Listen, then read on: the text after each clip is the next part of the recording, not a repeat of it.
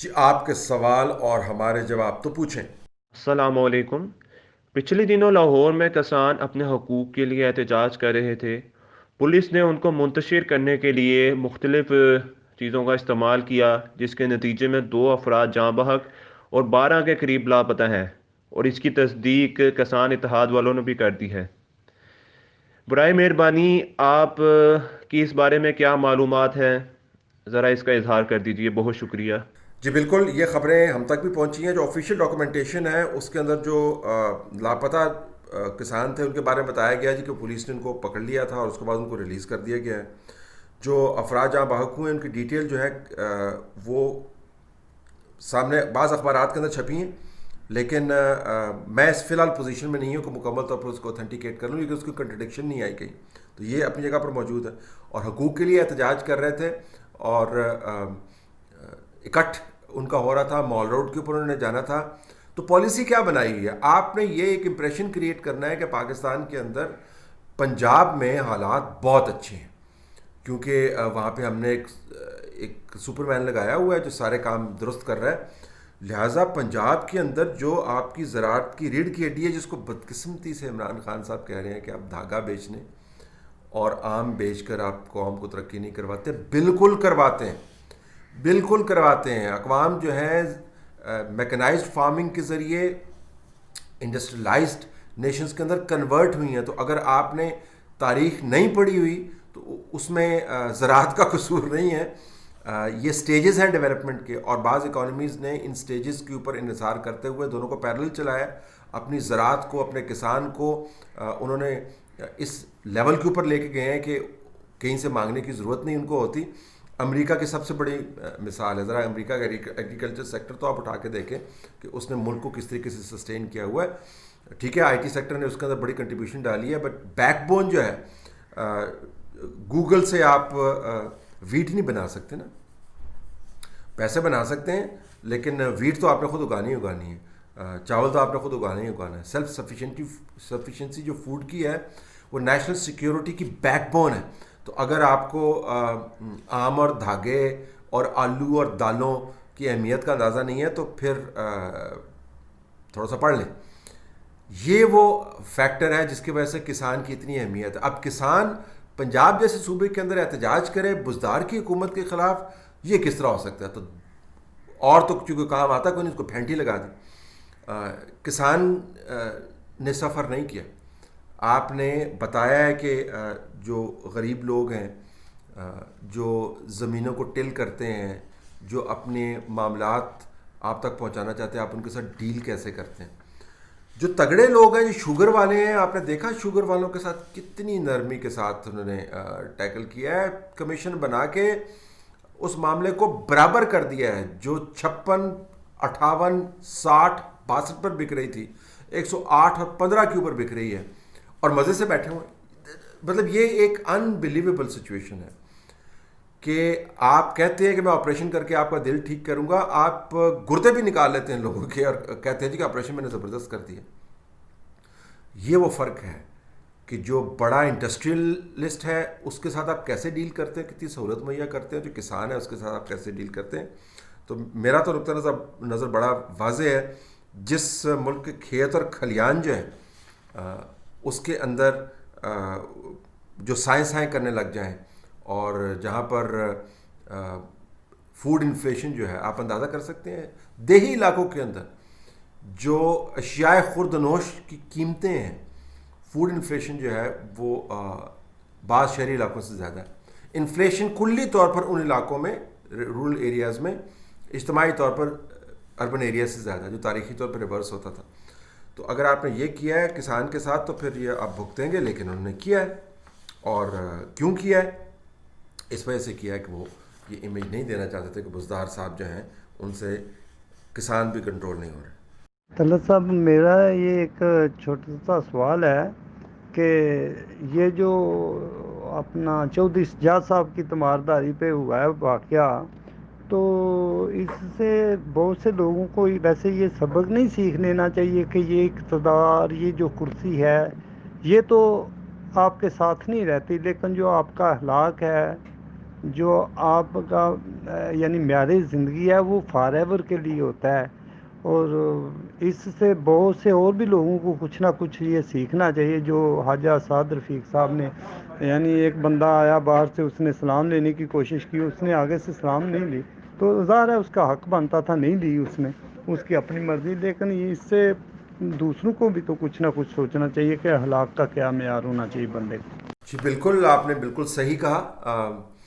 یہ جب آنکھوں، کانوں اور دلوں پر مہریں لگ جاتی ہیں تو یہ آبویس ٹروتھ اس کو ہم کہتے ہیں. یہ سچ ہے جو ظاہر ہے سب پر، اور آج سے ظاہر نہیں ہو رہا، سوشل میڈیا کی وجہ سے ظاہر نہیں ہو رہا، آپ کے سوال سے، میرے جواب سے ظاہر نہیں ہو رہا. یہ خداوند تعالیٰ نے جو نظام بنایا ہوا ہے اس کا کلیدی ایک اصول ہے جس کے اوپر یہ نظام قائم ہے کہ جب آپ کے پاس طاقت ہے اور آپ اس کو ابیوز کرتے ہیں تو یہ آپ کے گھوم کے آپ کے گلے میں پڑتی ہے. اور جو عزت ہے وہ اس کا کرسی سے کوئی تعلق نہیں ہے، اور کرسی پہ بیٹھ کے اگر آپ نے 2 نمبری کی ہے تو اس کے بعد جو ذلت ہوتی ہے وہ تو آپ کے نصیب میں لکھی جاتی ہے. تو یہ تو ایک چھوٹا سا معاملہ ہے. کوئی صاحب بتا رہے تھے کہ جی کسی کو کچھ زوم ہے کہ اگر میں سڑک پر نکلوں اور ساتھ ایک اور سیاستدان سڑک پر نکلے تو پھر پتہ چل جائے گا کون کتنا مقبول ہے. آئی وش کہ کبھی ایسا ہو. آئی وش کہ کبھی جو لوگ سمجھتے ہیں کہ وہ سیاستدانوں سے زیادہ مقبول ہیں اپنے حلقوں کے اندر، لہٰذا ان سیاستدانوں کو پھینٹی لگانی چاہیے. ہو سکتا ہے سیاستدان غیر مقبول ہوں، برے لوگ بھی اس کے اندر موجود ہیں، کرپٹ لوگ بھی موجود ہیں، میں کب انکار کر رہا ہوں. لیکن یہ جو زوم والے لوگ ہیں جو یہ کہتے ہیں جی کہ آپ کو پتہ نہیں ہم کتنے مقبول ہیں، کس دن یہ ایسا یونین کونسل کے اندر جا کے تو دیکھیں، پتہ چل جائے گا کس بھاؤ بکتی ہے، پتہ چل جائے گا کہ آپ کی وقت کیا ہے. تو یہ وقت یاد کروانی ہے. ثاقب نثار صاحب اور جسٹس کھوسہ اور عظمت سعید، یہ لوگ جو ہیں اور بہت سارے لوگ ہیں، انہوں نے کیا کیا ہے ملک کے اندر. یہ تو تاریخ، ابھی تو یہ موجود ہیں اور وہ نظام بھی موجود ہے جس کے اندر یہ آپریٹ کر رہے تھے، اس کے باوجود یہ کچھ ہو رہا ہے. آپ اندازہ کریں کہ جب ذرا سی یہاں پہ تبدیلی آئے گی تو حال کیا ہوگا. تو لمحہ فکری ہے ان تمام لوگوں کے لیے جو طاقت کے اندر موجود ہے، سمجھتے ہیں انہوں نے ریٹائر نہیں ہونا. بالکل ریٹائر تو ہونا ہے کبھی نہ کبھی. ریٹائر نہ بھی ہوئے تو پھر بھی آج کل تو ریٹائرمنٹ کا لوگ انتظار ہی نہیں کر رہے جی، ویسی باتیں کر رہے ہیں. السلام علیکم طلت بھائی، میں نے آپ سے ایک سوال پوچھنا تھا.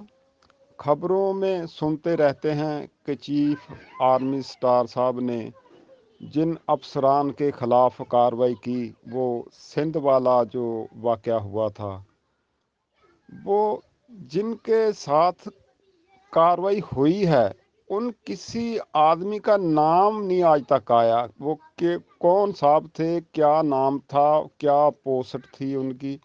برائے مہربانی اس چیز پر آپ روشنی ڈالیے.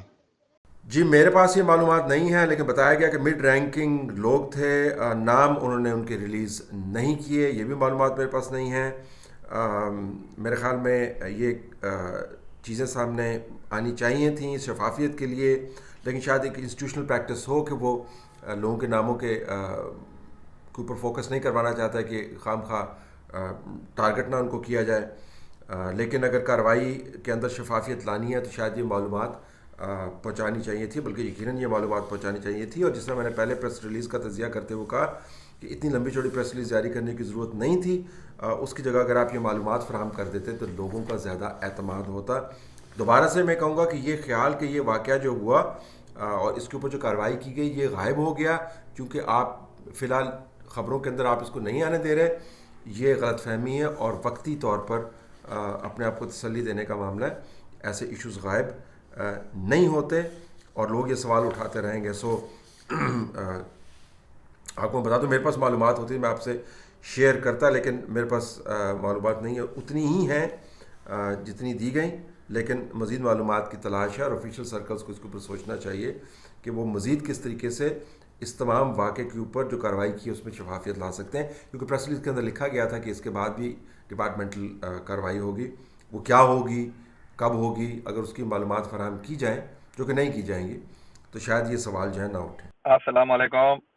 شاہ جی وقار علی نعیم، لیڈز، کیا حال ہے؟ ٹھیک ہے شاہ جی. سوال آپ سے پوچھنا یہ ہے، یہ جو جرنلسٹوں نے جو اپیل کی، ریٹ پٹیشن کی تھی اسلام آباد ہائی کورٹ میں، یہ جو تقریر بین ہوئی ہے نواز شریف کی، پیمرا نے کی ہوئی ہے. سوال آپ سے یہ پتا کرنا تھا کہ کیا صحافیوں کو کسی سیاسی جماعت کے لیے پارٹی بننا چاہیے؟ دوسری بات، شاہ جی یہ جو عمران خان کی حکومت ہے، اس کی وجہ سے جس طرح میں نے سوال پوچھا صحافیوں کو کسی سیاسی جماعت کی وجہ سے کورٹ میں جانا چاہیے، اسی طرح عمران خان کی حکومت کی طرح عمران خان کی حکومت کی خاطر کیا اس کو بھی ایک پارٹی کا حصہ بننا چاہیے، اس کی سپورٹ کرنی چاہیے؟ اس کے بارے میں کوئی رہنمائی فرمائیں. دیکھیں، جو اپیل دائر کی گئی ہے، تقریر کی پابندی کسی ایک لیڈر کی نہیں ہے. تقریر کی پابندی سے مراد یہ ہے کہ اس سے خبر بنتی ہے، اور خبر جب آپ نہیں چلا پاتے تو لوگ آپ سے سوال کرتے ہیں جی کہ آپ خبر کیوں نہیں چلا پائے. آپ ہر کسی کو یہ جواب نہیں دے سکتے، قانونی بحث کے اندر نہیں لا کے پھنسا سکتے جی کہ او جی پیمرا نے بین کیتے ہیں جی اسی نہیں کر سکتے، او جی اے لا ہے گا، اے شک ہے گی، اس طرح لاگو ہے. آپ ان سے یہ بات نہیں کر سکتے. لوگوں کو سمجھ نہیں آتی، اور لوگوں کا حق ہے معلومات جاننے کا. تقریر کے اوپر ہی آپ نے پابندی لگا دی، اور فلمزیسٹ پاسبل جو ایکسکیوز ہے اس کو آپ نے جو ہے لاگو کیا ہوا ہے. یہاں پر تحریک طالبان پاکستان کا جو اسپوکس پرسن ہے اس کے آپ نے انٹرویوز چلائے ہوئے ہیں. یہاں پر جو ڈیتھ رو کے اندر ریپرزینٹیو ایم کیو ایم کا بیٹھا ہوا تھا، اس کا آپ نے کال کوٹڑی کے اندر سے انٹرویو کروا دیا، اور کیا کچھ نہیں کروایا آپ نے. جنرل پرویز مشرف جو ہیں ایبسکانڈر ہیں، ان کی انٹرویوز جو ہیں وہ چلتے رہتے ہیں. تو اس طرح آپ تقریر کے اوپر پابندی لگا کے ایک صحافیانہ مشکل کھڑی کر دیتے ہیں. تو میرے خیال میں یہ جو ہو رہا ہے یہ نواز شریف کے لیے نہیں ہے، کہ اس زاویے سے ہے. ہاں واقعتاً اگر کوئی ریاست اور کی جڑوں کو ہلانے کی بات کر رہا ہے، توڑ پھوڑ کی بات کر رہا ہے، فساد کو انسائٹ کر رہا ہے، ہیٹرڈ کو انوائٹ کر رہا ہے، تو اس کے اوپر تو صحافیانہ ضابطے خود سے وہ پرمٹ نہیں کرتے. لیکن آپ بلینکٹ بین نہیں لگا سکتے. ایک تو یہ ایشو ہے. تو کسی جماعت کے لیے پارٹی نہیں بن رہا ہے. میرے خیال میں یہ ایک اصول ہے جس کے اوپر وہ کھڑے ہیں. اگر یہ امپریشن ہے تو پھر اس کو جنہوں نے اپیل دائر کی ان کو درست کرنا چاہیے.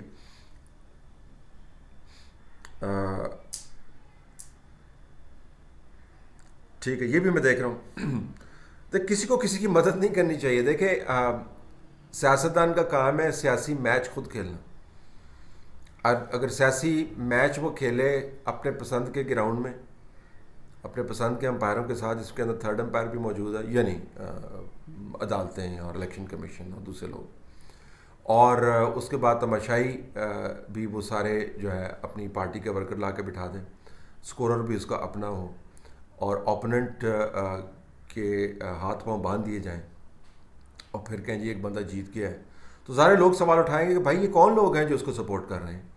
یہ اتنا بڑا جو ہے وہ ناٹک رچا ہوا ہے، تو ناٹک بنانے والے کون ہیں؟ تو جو ہی آپ اپنی پروفیشنل حدود سے، چاہے وہ صحافی ہو، چاہے وہ فوج ہو، چاہے وہ پولیس ہو، چاہے وہ جوڈیشری ہو، جو ہی آپ اپنی پروفیشنل حدود کو اس طرح پھلانگتے ہیں کہ لوگوں کے سامنے تمام حقائق کھل کر سامنے آ جاتے ہیں کہ آپ نے کیا کیا چیزیں پھلانگی ہیں، کیا کیا حدیں آپ نے کراس کی ہیں، تو لوگ پسند نہیں کرتے اور وہ نظام نہیں چل سکتا. چونکہ اس کی بنیاد اس نظام کی جو ہے وہ ایک طرح سے فراڈ کے اوپر رکھی گئی ہے، وہ دو نمبری کے اوپر رکھی گئی ہے. تو نہ صحافت دو نمبری سے چلتی ہے، نہ سیاست دو نمبری سے چلتی ہے، نہ ریاست دو نمبری کے ساتھ چلتی ہے. دو نمبریوں سے کچھ نہیں چلتا، وقتی بس ایک سکون ہوتا ہے، لیکن دو نمبری سے آپ کام چلا نہیں سکتے. یہ سنجیدہ معاملات ہیں. صحافت سنجیدہ معاملہ ہے، انصاف فراہم کرنا سنجیدہ معاملہ ہے، ریاست کے امور کو چلانا سنجیدہ معاملہ ہے. دو نمبریوں سے یہ نہیں چل سکتا.